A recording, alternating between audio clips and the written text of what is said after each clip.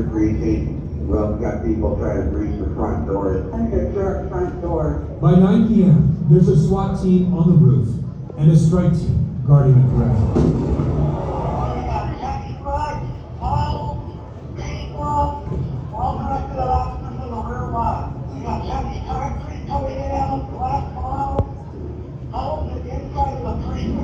And they're surrounded by smoke and fire. And soon the protesters seem to be coming from everywhere. If we see them, let's fire them back. They're coming in the back. At 9:32, Chief Arredondo calls the mayor to tell him they've lost control, can no longer maintain order in the city. The mayor gives the order to evacuate the precinct. But first, they had to escape. With protesters inside the precinct, police swept the building to make sure no one was left behind. We need to leave. Lots of debris coming in. Just in board members, return to your vehicle. Sufficient clear the building. Accidentally right now. We need to go. As of right now, we can leave stop sign, we're gonna lose that opportunity in about 30 seconds. We gotta prove it, it's getting good here. They're about to breach the back gate. Then they discover that the back gate's been padlocked from the outside. It can't be gate open. Video posted on YouTube shows squad cars crashing through the back gate, giving cover to the officers who are escaping on foot. We're actually intermixed with the cops on foot, trying to give them a fighting chance here. But the precinct is on fire here.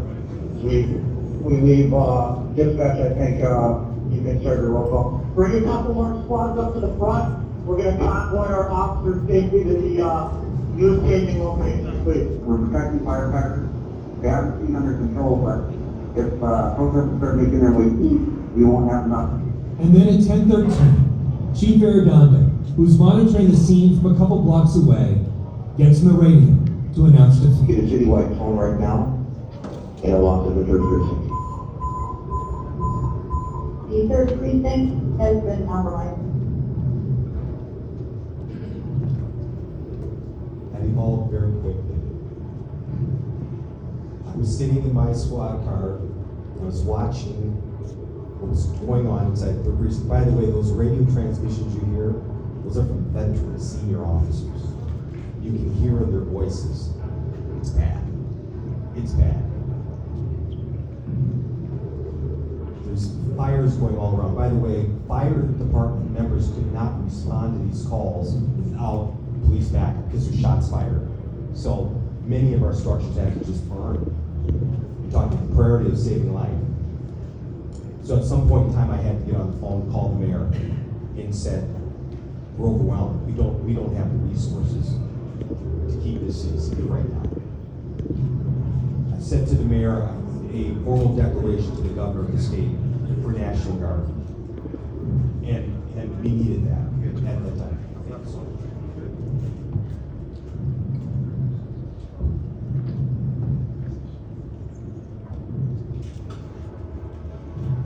A strategic decision was made. Now, here's something that we learned, and you should be aware of this. We learned about this in the events afterward. And there was, when you see this here, you'll understand the complexities, but the organization that kind of went into some of this here.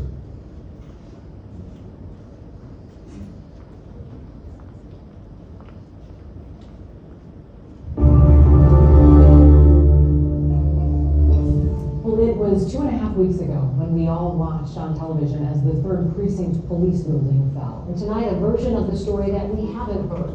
An anonymous essay from anarchists who lay out the strategy in detail. Here's Tom Lydon of the Fox 9 investigators. For those looking for symbolism, there was no better prize. A police precinct in Middle America.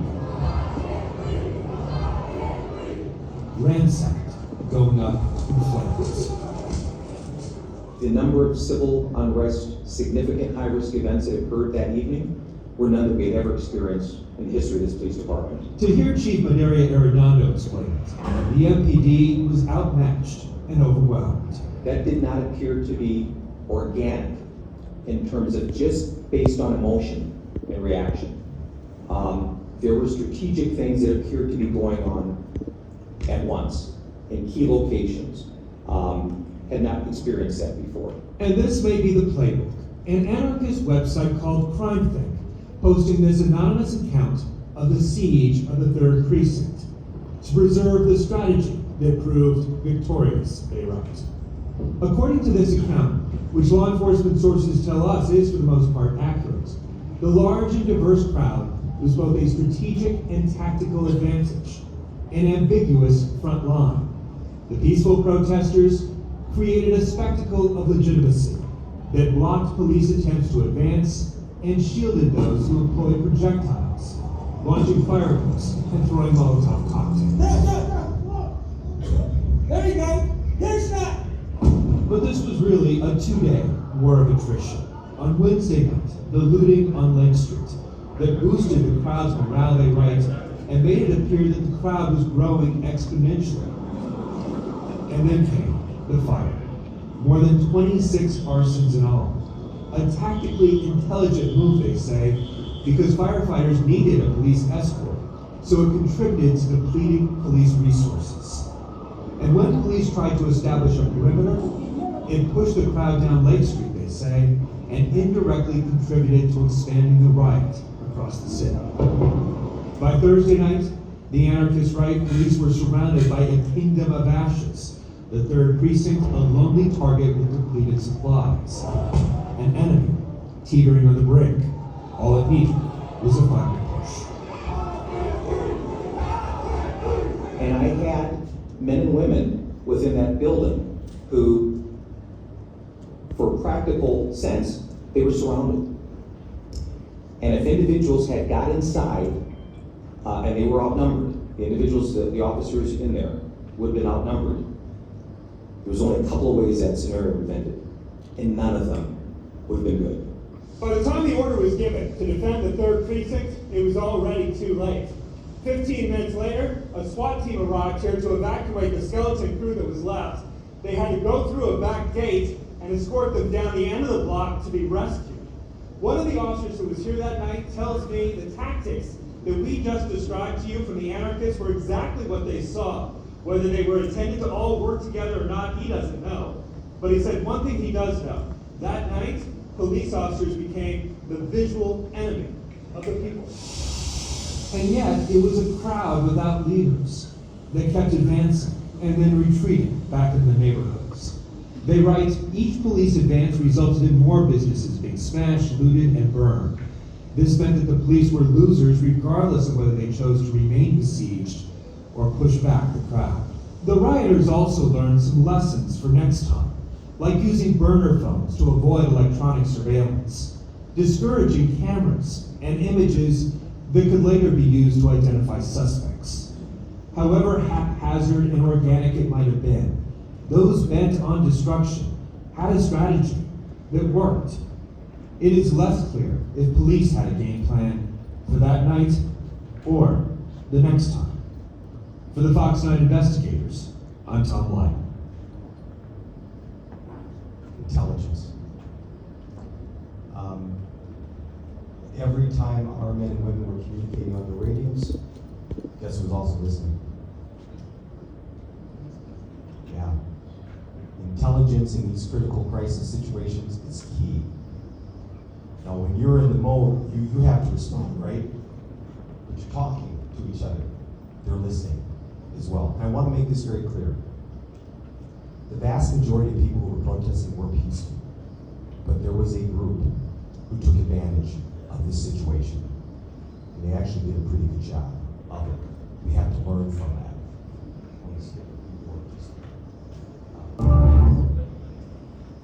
So, as a result, and I'm going to close out here in a minute, but here's what a result of that incident happened to us. Previous relationships between our stakeholders had ended. People who were our partners on May 24th no longer wanted to stand with us on May 25th. We had school resource officers in our public schools. They dissolved those contracts like that. Our business and professional sports teams owners, they wanted to end our contracts. Sea of negative graffiti throughout the city. We had elected officials publicly denouncing Spontaneous civil, by the way, those incidents you just saw, that didn't end that day. That went on that entire summer. We had the largest call out of the National Guard in Minnesota's history. In its history. We talk about leading from the top. Inspector Gregory Coleman says, Rhonda, how did you seem so calm in that time? You have to exercise self-control. In the midst of a crisis, you can't be on emotion. You can't. You've got to make rational decisions. You have to communicate clearly. You've got to work effectively to address those threats. And you have to set the tone, despite I had personal death threats. We received more hate mail. My children, I had to get them off of social media. They were being attacked. And your organization is going to be under siege. We have 13 city council members. You're seeing 9 of them right there on stage. This is real time. This is what I'm experiencing. The impact to the profession. Civil unrest and protests happened nationally across the world. We had local ordinances and state and national legislative policies that were exploring taking away, removing qualified immunity. To this day, we're still experiencing this back in the United States. Recruitment, hiring, and retention challenges. For the first time in the history of our organization, over a third of our department officers left for PTSD. Over a third. We had chiefs of police around the country who had either been fired or resigned.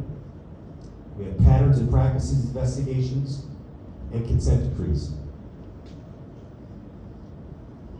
Any of you know who this gentleman is?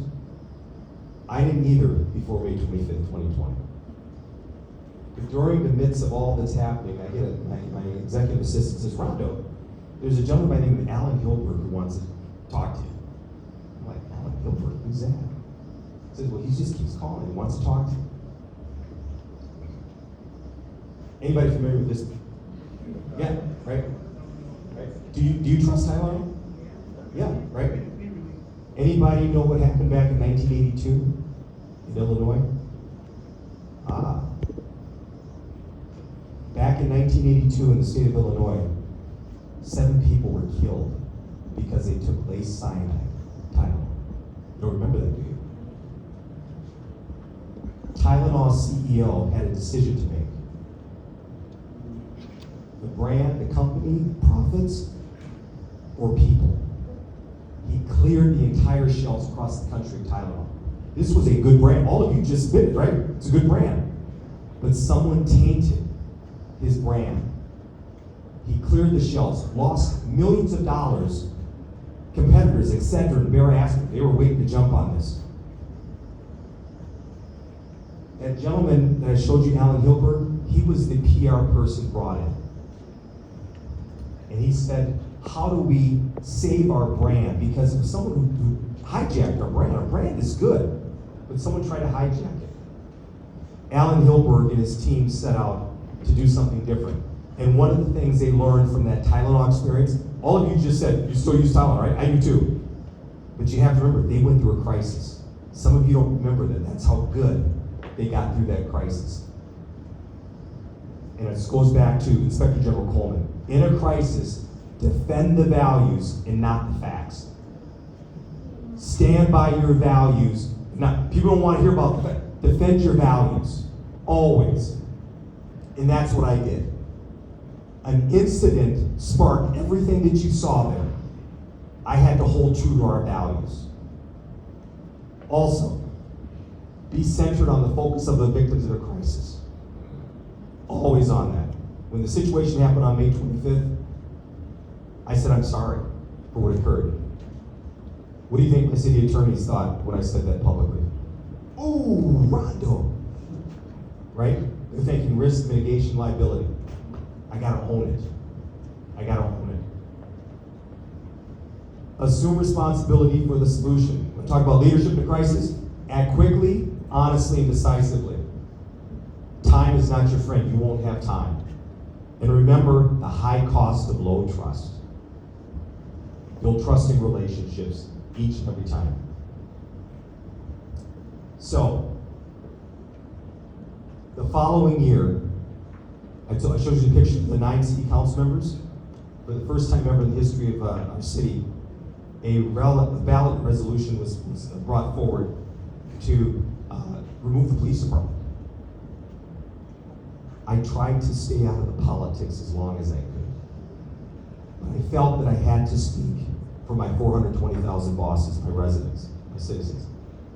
So I spoke and said, 2 things can be true at the same time. Police can be held accountable, but we still need police. We still need police. I did a press conference outlining that. And I started a press conference by saying, this isn't about whether you have an R after your name or D, right? This is about politics. As your chief, I'm responsible to you, and I have to tell you, if you pass this ballot, by the way, if it would have passed, 30 days it would have went into effect. 30 days. And I asked, where's the new police department come from? Well, we'll deal with that later. I had to speak out on it. When I did speak out on it, our city council president filed an ethics complaint against me. It was later dismissed, but there's some things you have to do based on moral courage. It means even if you lose your job, but you gotta do the right thing.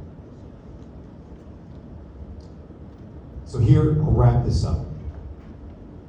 When you're in a crisis, as much as you want to save everyone, you have to triage your care.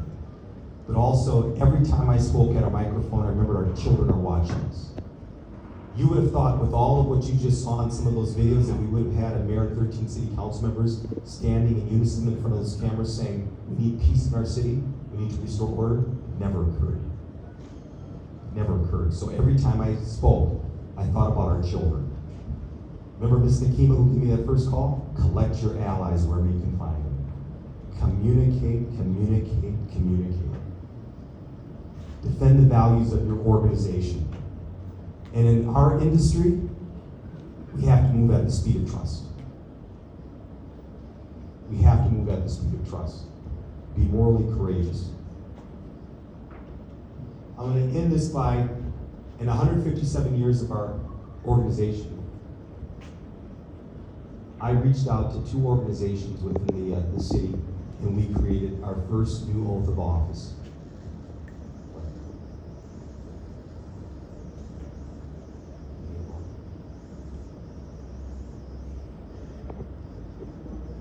If you can't hear the... And I will tell you that the forefront of matters pertaining to policing communities and trust for decades has been the NAACP. And I will tell you that prior to May 25th, and from May 25th to about every day, the NAACP and I, their leadership, we have been in conversations about how do we grieve, how do we have these tough conversations about race, policing, and more importantly, how do we look forward to healing as a city. And so I'm so honored that we have here today President Ms. Leslie Redmond of our Minneapolis chapter of the NAACP, who will be administering our new oath of office. So if I could ask everyone. By the way, as leaders, my entire leadership team took this oath of office before we administer to any of our officers. It's important for us first to show that example. So please repeat after me. Right hand up. And listen to the words in our new oath of office. As I take this solemn oath as a Minneapolis police officer, As I take this solemn oath as a Minneapolis police officer, I will first do no harm. I will first do no harm. I will uphold and safeguard the sanctity of life. I will uphold and safeguard the sanctity of life. All those I serve are members of the human family All those I serve are members of the human family with inherent dignity with inherent dignity and possessing equal and possessing equal and inalienable rights. and inalienable rights. I will shield and protect my community I will shield and protect my community from those who would seek to cause harm, from those who would seek to cause harm, If I witness anyone violating another's rights, If I witness anyone violating another's rights, I will intervene and protest, I will intervene and protest, both verbally and physically. both verbally and physically. I am a peacekeeper. I am a peacekeeper. I will be guided by my love of service I will be guided by my love of service and the grace of humanity. and the grace of humanity. I will dutifully uphold I will dutifully uphold the constitutional rights the constitutional rights of all and city ordinance. of all city ordinances. So help me God. So help me God. Thank you all. You can have a seat for a moment. Do you hear that? We're all in the human family. Dignity. That we will protest verbally or physically if we see someone violating another person's rights. We continue to work today in Minneapolis, moving forward in healing, recovering, and trying to make our department shine and be there for the people as it should. And I close by saying one of the reasons why I'm here today is because Inspector General Gregory Coleman has that same vision. This is what he wants for Liberia,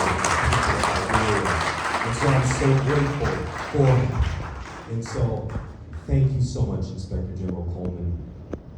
All of you who represent the Liberia National Police Services, I am so proud of you and your dedication, the work that you all do each and every day to make your community safe. Consider me your brother from the diaspora, and I just thank you all so very much.